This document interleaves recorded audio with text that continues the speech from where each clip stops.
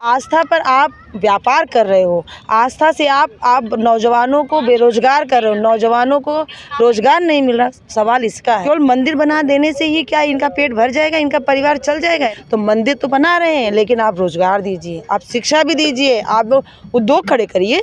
वो तो आके सामने बैठे, अगर सामने बैठे उनको चप्पल की बरसात होगी, सामने आकर के बात तो करें। राजा राम राज में अच्छा राम का नाम बदनाम कर, राम भगवान उन्हीं के हैं, हम लोग को नहीं है। राम के नाम पे वोट लेंगे। जनपद में और अयोध्या से समाजवादी पार्टी ने अवधेश प्रसाद को प्रत्याशी बनाया है और जो यहाँ के सांसद हैं लल्लू सिंह, भाजपा ने उनको दोबारा से टिकट देकर के प्रत्याशी बनाया है। तो ऐसे में हमारे साथ मौजूद है समाजवादी पार्टी के कुछ कार्यकर्ता लोग, उनसे बातचीत करेंगे कि इस बार लोकसभा चुनाव में कैसी तैयारियां हैं और क्या माहौल रहने वाला है।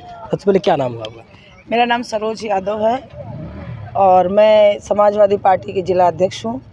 आज हमारे यहाँ कार्यक्रम था, कार्यकर्ता सम्मेलन।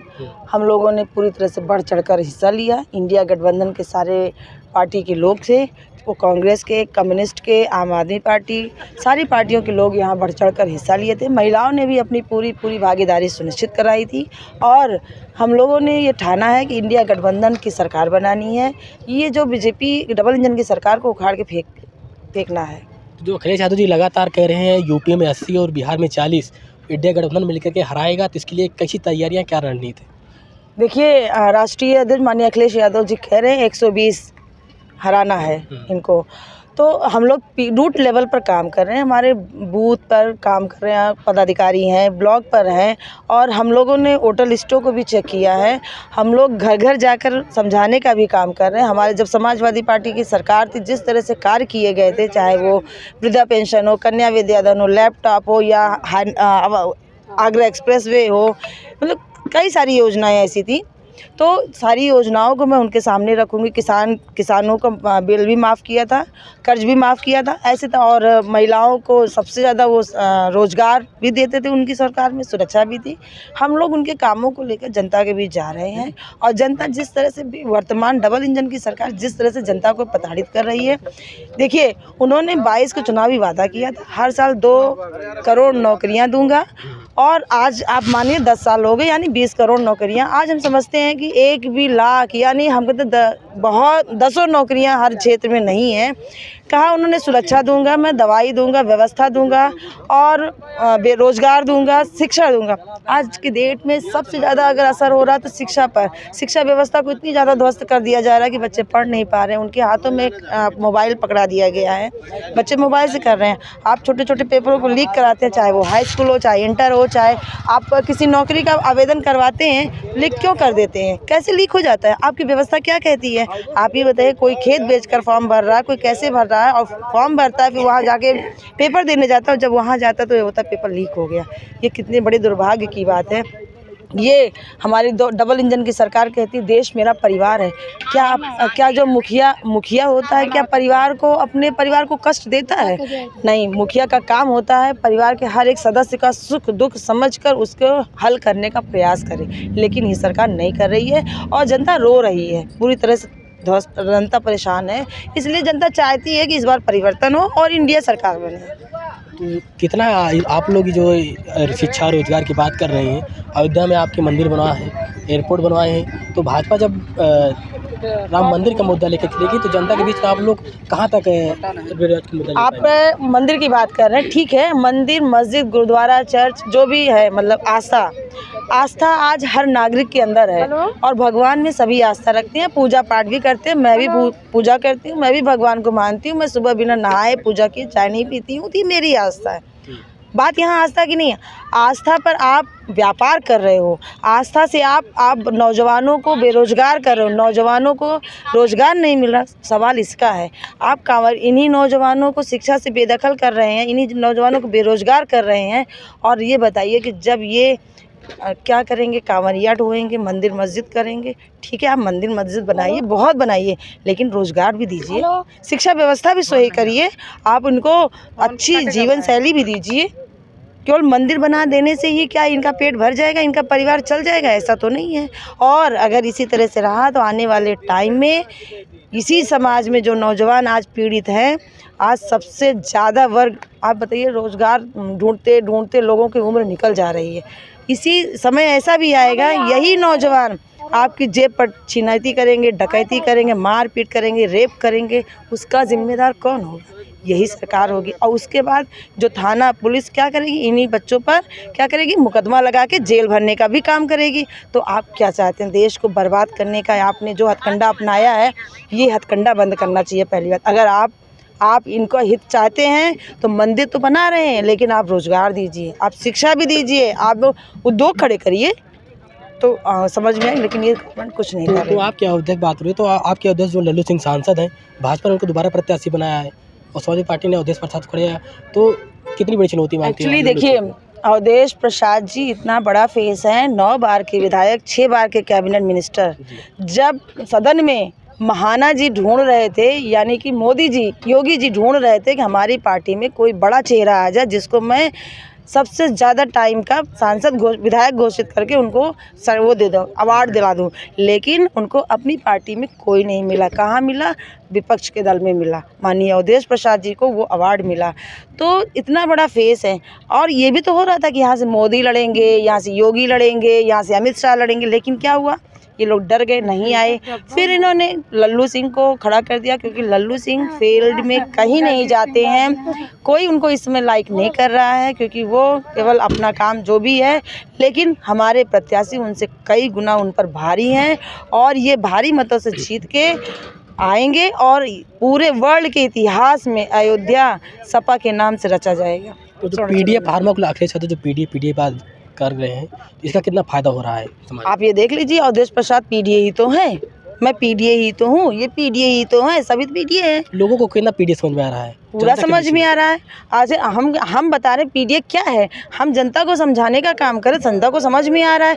और बताइए, ये सरकार क्या कर रही है? संविधान को खतरे में ला रही है। आप बताइए, सारे आर्टिकल्स को वो चेंज कर रही है, हमारे राइट्स खत्म कर रही है।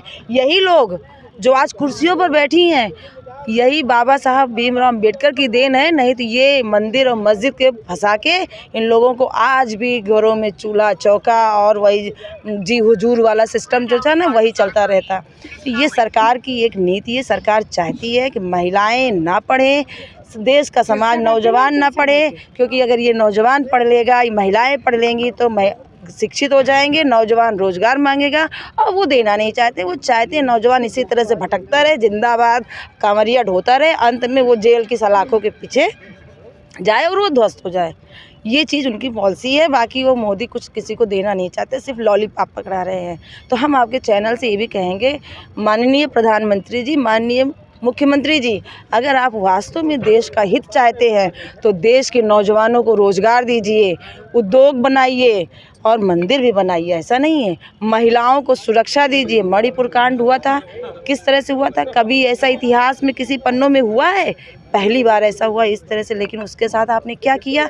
उन दोषियों को आपने क्या सज़ा दी थी?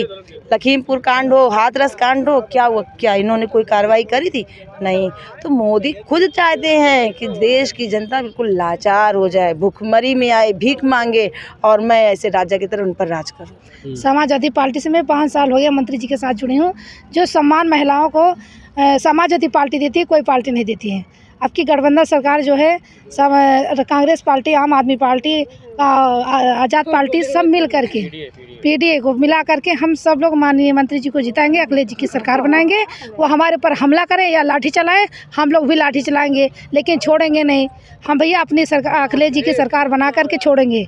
हम संघर्ष करते हैं, हम महिलाओं के ऊपर हमला होता है। देखिए आज हमारे ऊपर हमला हुआ है, हमारे थे बस पे हमारे हमला करवा दिए, तो हमारे पट्टी लगे। कौन करवा दिया हमला? पता नहीं है, बीजेपी वाले करवाएंगे और कौन कराएगा? उनको उन्हीं की पीड़ा उठती है। तो आपके ऊपर क्यों बीजेपी वाले? देखिए हम कार्यकर्ता है ना, हम पार्टी का काम करते हैं। जब कार्यकर्ता मजबूत होते हैं, हम 2-2, 250, 300, 400 महिला लेकर के आती हूँ, तो उनको पीड़ा उठती है, उनको तकलीफ होती है। ये सोच लें कि इनको ऐसे काम करने के पीछे हटें, ये काम ना करें। लेकिन मैं पीछे नहीं हटूंगी। मैं महिलाओं को गाँव में, घर में, खेती बाड़ी, रिश्तेदारी जितने मंजूर हैं, सर्विस वाले हैं, सबको जोड़कर महिलाओं को एक आवाज़ उठाऊंगी कि अखिलेश जी की सरकार बनाइए, आपकी व्यवस्था, आपका संविधान, तभी बचेगा। नहीं तो हम लोग परेशान भैया, जीने का अधिकार हमारा खत्म हो जाएगा। बीजेपी वाले तो महिला सशक्तिकरण की बात करते हैं। बीजेपी को मारो गोली भैया, हम तो खुल के डंका के चुप पे कहते हैं। न मोदी के बच्चे हैं, न योगी के बच्चे हैं। निर्वाचन का क्या तकलीफ हुई? बच्चे तो हम लोगन के पास है, दवा हमें कराना पड़ता है, बच्चों की पढ़ाई का व्यवस्था हमें करनी पड़ती है, शादी विवाह हमें उनको शादी थोड़ी करना है। शादी तो हमें करना पड़ता है, रिश्तेदारी नाते देने में हम जाते हैं, दहेज हम देते हैं। बताइए दिक्कत हमें है उनको है? बताइए। वो तो कहते हैं लेकिन जनता तो बहुत खुश हो, तो कहते हैं खुश नहीं, वो तो आके सामने बैठे उनको चप्पल की बरसात होगी, सामने आकर के बात तो करें, सामने तो बात करें आकर के। इसीलिए तो व्यवस्था से अपनी सिक्योरिटी इतना बढ़ा दिए कि हमको कोई टच न कर पाए। महिलाओं के सामने आ जाए, देखिए कितना बढ़िया स्वागत करती है उनका।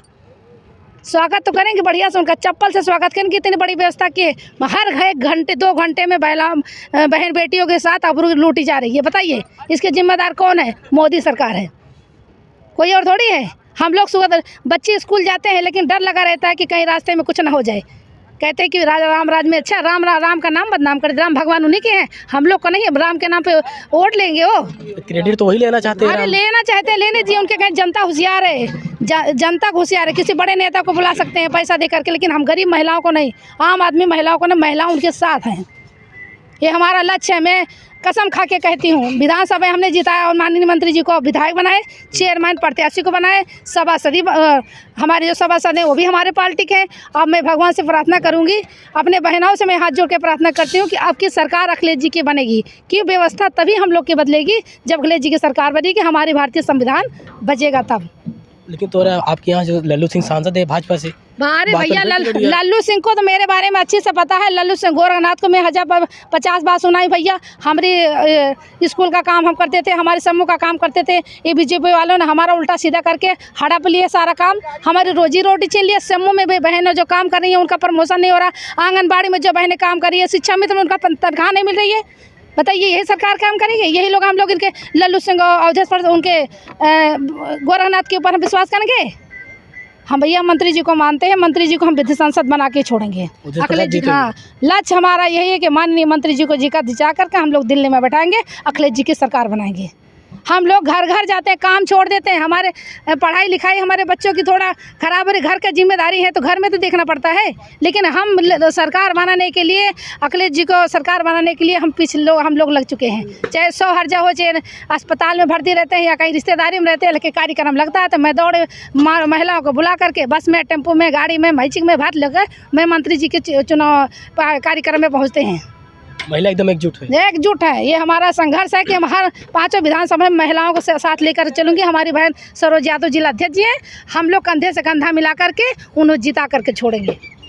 तो देख सकते हैं हमारे साथ मौजूद थी समाजवादी पार्टी की महिला कार्यकर्ता लोग, और आज यहाँ पर अवधेश प्रसाद का कार्यक्रम था और लोकसभा प्रत्याशी